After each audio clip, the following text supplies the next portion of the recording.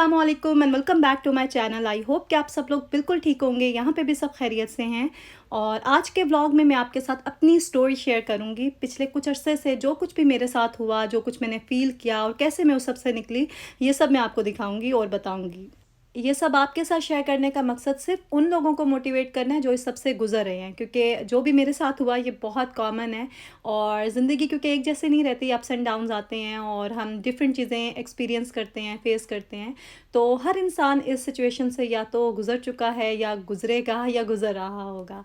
तो अपनी पर्सनल चीज़ें इस तरह से शेयर करना इतना आसान नहीं होता, लेकिन आप लोग बिल्कुल मेरी फैमिली की तरह हैं और मुझे खुशी होगी कि मेरी फैमिली में से कोई एक इंसान भी अगर उसकी ज़िंदगी में थोड़ा-सा चेंज आता है मेरे इस व्लॉग की वजह से, तो मेरे लिए बहुत बड़ी बात होगी। अच्छा, ये जो क्लिप्स मैं आपके साथ अभी शेयर कर रही हूँ ना, ये हॉस्पिटल के हैं।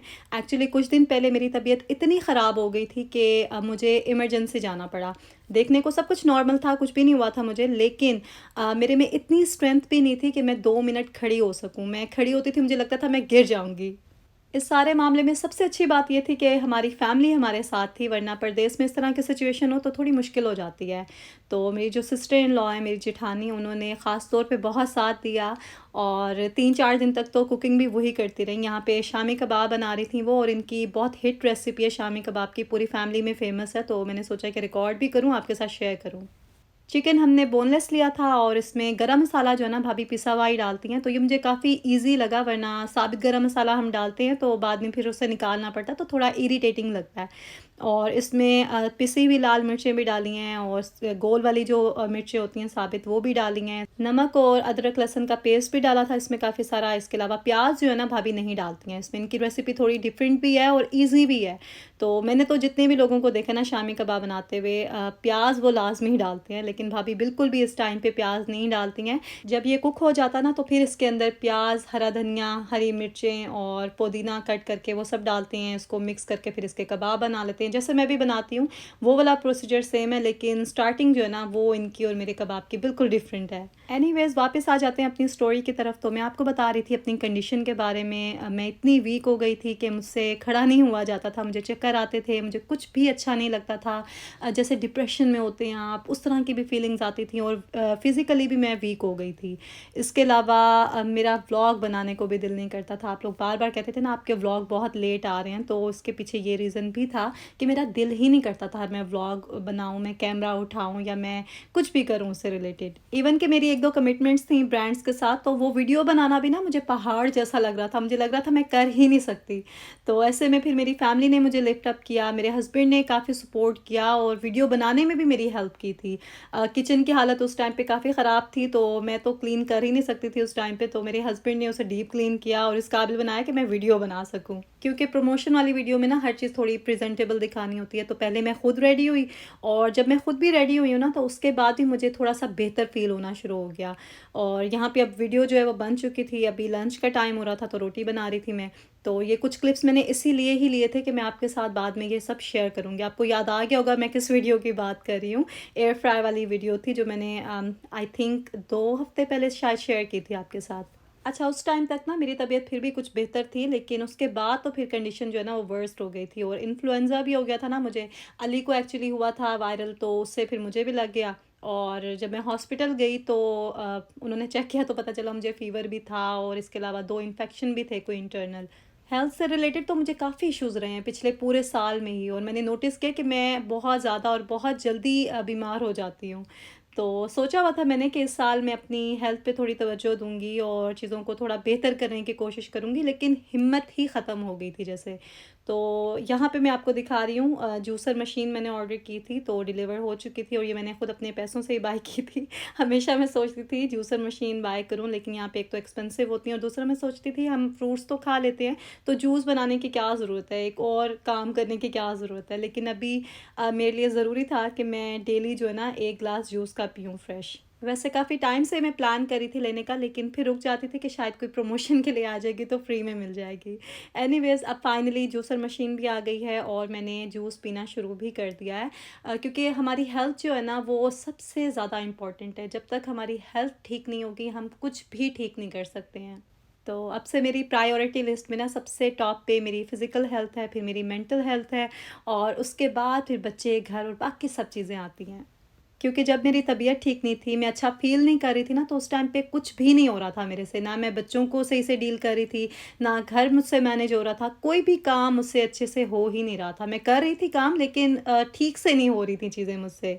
बाय द वे ये जूसर मशीन जो है ना, ये मैंने मेसिस से ली थी और बहुत अच्छी प्राइस में मिल गई थी मुझे, वरना तो बहुत एक्सपेंसिव होती हैं, लेकिन सेल में ये मुझे अराउंड $110 में मिली थी। तो जस्ट इन केस आप लोगों ने अगर लेनी हो तो आप भी अपने लिए ले सकते हैं। यहाँ पे वैसे तो बहुत डिफरेंट डिफरेंट स्टाइल की होती हैं जूसर मशीन्स, लेकिन ये तकरीबन वैसे ही थी जैसे पाकिस्तान में हमारे पास नेशनल की होती है, हर घर में ही होती है।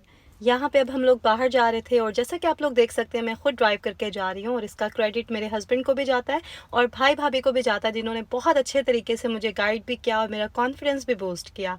तो हम लोग अभी पार्क लेके जा रहे थे बच्चों को और मैंने सोचा है कि मैं एवरी डे तो नहीं लेकिन एवरी अदर डे तो लाजमी बच्चों को पार्क लेके जाऊंगी, क्योंकि ये हम सब के लिए बहुत ज़रूरी है। और मेरे बच्चे क्योंकि स्क्रीन एडिक्ट हो चुके हैं इस टाइम पे, इसलिए उनके लिए ज़रूरी है कि वो घर से बाहर निकलें, दूसरी चीज़ों में इन्वॉल्व हों। और नेचर से तो हम जितना ज़्यादा क्लोज़ होते हैं ना, ये हमारी मेंटल हेल्थ के लिए बहुत ज़रूरी है। बच्चों से रिलेटेड तो बहुत सी ऐसी चीज़ें हैं जो मुझे काफ़ी टाइम से बॉदर कर रही हैं, जिसमें सबसे टॉप पे तो स्क्रीन एडिक्शन है। उसके अलावा अली को स्टडीज़ में हेल्प चाहिए, क्योंकि फ़र्स्ट ग्रेड में आया तो बहुत ज़्यादा बर्डन हो गया उसके स्टडीज़ का और मैं उस तरह से उसे टाइम नहीं दे पा रही हूँ, जिसकी वजह से उसके ग्रेड्स इफ़ेक्ट हो रहे हैं। और इसके अलावा बिहेवियर प्रॉब्लम्स हैं, बहुत सारे छोटे छोटे से इश्यूज़ हैं जो इंशाल्लाह मैं आने वाले टाइम में किस तरह से डील करूँगी, किस तरह से उनको ठीक करने की कोशिश करूँगी, सब आपके साथ शेयर करूँगी अपनी वीडियोज़ में। हमारी ये जो ज़िंदगी है वैसे कितनी अजीब सी होती है ना, कभी तो स्मूथ होती है लेकिन कभी इतनी अप्स एंड डाउन्स आते हैं कि हम खुद परेशान हो जाते हैं कि किस तरह से उन्हें डील करें। और मुझे तो ऐसा लग रहा है पिछले 1 साल से जैसे मैं किसी रोलर कोस्टर पे हूँ, मतलब स्टेबल ही नहीं हो पा रहा कुछ भी। मैं कोशिश कर रही हूँ लेकिन चीज़ें थोड़ी बेहतर होती हैं और फिर कुछ ना कुछ ऐसा हो जाता है कि सिचुएशन बर्स्ट हो जाती है। तो ये सब तब शुरू हुआ था जब हमने पाकिस्तान जाने का भी प्लान किया था। तभी से ही चीज़ें जैसे हमारे फ़ेवर में नहीं हो रही थीं, जो भी हम सोच रहे थे उसके ऑपोज़िट हो रहा था। जब हम पाकिस्तान गए थे ना, तो मुझे बहुत सारे लोगों ने कहा था कि आपको नज़र लग गई है, आप दम दुरूद करवाएँ, या फिर बहुत से लोगों ने ये भी कहा था कि आप पे जादू करवाया किसी ने, तो आप जाके हिसाब करवाएँ अपना। सच बताऊँ तो मुझे ऐसे फ़ील होता था कभी-कभी जैसे अब मुझे किसी ने जकड़ लिया है, मैं चाह के भी ना चीज़ें कर नहीं पा रही थी। तो ऐसा नहीं कि मेरा बिलीव नहीं इन बातों पे, बिल्कुल नज़र बरहक है और जादू भी करवाते हैं लोग। लेकिन मुझे ऐसा लगता है कि अल्लाह ताला ने इन सब चीज़ों का हल हमें कुरान पाक में बता दिया है। तो मुझे खुद से पढ़ना, खुद से अल्लाह से दुआ करना ज़्यादा बेहतर लगता है, बजाय इसके कि मैं किसी और के पास जाऊँ और दम दुरूद करवाऊँ। नज़र के लिए तो वैसे हम सभी को ना डेली बेसिस पे पढ़ना चाहिए, अपने लिए भी और अपनी फैमिली के लिए भी। और नज़र किसी को भी लग सकती है, ज़रूरी नहीं कि किसी का सोशल मीडिया से ताल्लुक़ है तो ही उसको नज़र लगेगी। 7 पर्दों में भी किसी को नज़र लग सकती है, किसी भी चीज़ को नज़र लग सकती है। तो इसका हल बस यही है कि हम डेली बेसिस पे इसकी प्रोटेक्शन के लिए कुछ ना कुछ करें। बस ये है कि वहम नहीं करना आपने। अगर आपको फ़ील हो रहा है कि किसी ने आप पे जादू करवाया है या आपको नज़र लगी है, तो आप खुद उसके लिए पढ़ें, अल्लाह से दुआ करें और बाकी सब कुछ फिर अल्लाह पे छोड़ दें। आपने इन सब चीज़ों को ना अपने ऊपर हावी नहीं होने देना, क्योंकि हमारा दिमाग जिस तरह से सोचता है ना, हमें वो चीज़ें फिर वैसे फ़ील होना शुरू हो जाती हैं। ये चीज़ वैसे तो पहले से ही मुझे पता थी, लेकिन पिछले कुछ अरसे में ना मैंने बहुत डीपली इस बारे में सोचा भी है और फ़ील भी किया है। लाइक आप कुछ सोच रहे हैं अगर कि आपसे ये काम नहीं होगा या ये चीज़ें आपके लिए बहुत मुश्किल हैं, तो वाक़ई वो फिर मुश्किल हो जाती हैं। आपकी बॉडी को ऐसे लगता है कि आप में हिम्मत नहीं है। तो वो सारी जो है ना गेम माइंड की होती है। अगर आप अपने माइंड को इस तरह से प्रिपेयर कर लें ना कि ये चीज़ आपको करनी है, ये डू और डाई वाली सिचुएशन है, तो फिर आपका माइंड आपकी बॉडी को वो मैसेज देता है और वो स्ट्रेंथ आपकी बॉडी कहीं न कहीं से ले लेती है और फिर आप उस चीज़ को फेस करने के लिए जो है ना वो प्रिपेयर होते हो और अच्छे तरीके से वो चीज़ जो है ना आप कर लेते हो। बस ये है कि हर तरह की सिचुएशन में ना खुद को स्ट्रॉन्ग रखना है और सेल्फ पिटी का शिकार नहीं होना, क्योंकि जब हम खुद पे तरस खाना शुरू कर देते हैं ना, तो वो चीज़ हमें डिस्ट्रॉय कर देती है। तो हालात चाहे जैसे भी हों, कितनी भी मुश्किल क्यों ना हो, खुद को स्ट्रॉन्ग रखें, अल्लाह से मदद मांगें, ट्रीटमेंट भी लें अगर आपको ऐसे फील हो रहा है कि आपकी बॉडी वीक हो रही है या फिर आपको ज़रूरत है मेडिकल हेल्प की या फिर आपको नज़र लग गई है, तो उसके लिए भी पढ़ें, हर तरह का ट्रीटमेंट लें। लेकिन फ़ोकस आपने ये रखना है कि जो कुछ भी हो रहा है अल्लाह की मर्ज़ी से हो रहा है और आप इस सिचुएशन में हैं तो अल्लाह ताला शायद आपको टेस्ट कर रहे हैं। तो बस पूरी हिम्मत से उसका सामना करें, अल्लाह से मदद मांगें, इंशाल्लाह आप उस सिचुएशन से ख़ुद को निकाल लेंगे। देखा जाए तो ये जो ज़िंदगी है हमारी, ये एक इम्तिहान ही तो है। अल्लाह ताला हमें मुख्तलिफ़ सिचुएशन में डालते हैं और फिर देखते हैं कि क्या करता है मेरा बंदा, मुझसे मदद मांगता है या फिर गुमराह हो जाता है। तो बस पूरी हिम्मत से, हौसले से जो है ना हर चीज़ को फ़ेस करें, अल्लाह की मर्ज़ी समझ के हर चीज़ को खुश दिली से, सब्र से, तहम्मुल से एक्सेप्ट करें और फिर जो है ना पॉजिटिविटी के साथ आगे बढ़ें। एनीवेज़ हम लोग पार्क से तो सीधे घर चले गए थे। उसके बाद कुछ ग्रॉसरीज़ करनी थी मुझे, तो आयतल मेरे साथ आ गई थी। अभी हम विंडिक्सी आए थे, ये हमारे घर के पास ही है स्टोर। तो फर्स्ट टाइम मैं इस तरह से अकेले ड्राइव करके ग्रॉसरी करने गई थी।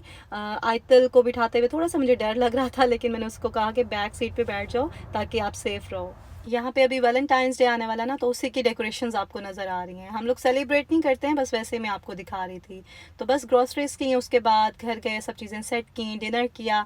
तो ये था आज का व्लॉग। आई होप कि आपको इससे थोड़ी बहुत मोटिवेशन मिली होगी, अच्छा लगा होगा आपको। और मैं दुआ करूँगी कि जो लोग भी किसी भी मुश्किल से गुजरे हैं, अल्लाह उनकी मुश्किल आसान करे। आप लोग भी मेरे लिए, मेरी फैमिली के लिए दुआ कीजिएगा। आपसे मिलूँगी बहुत जल्द नेक्स्ट व्लॉग में। अपना ख्याल रखें और वीडियो अच्छी लगे तो इसे लाइक ज़रूर करें। अल्लाह हाफिज़।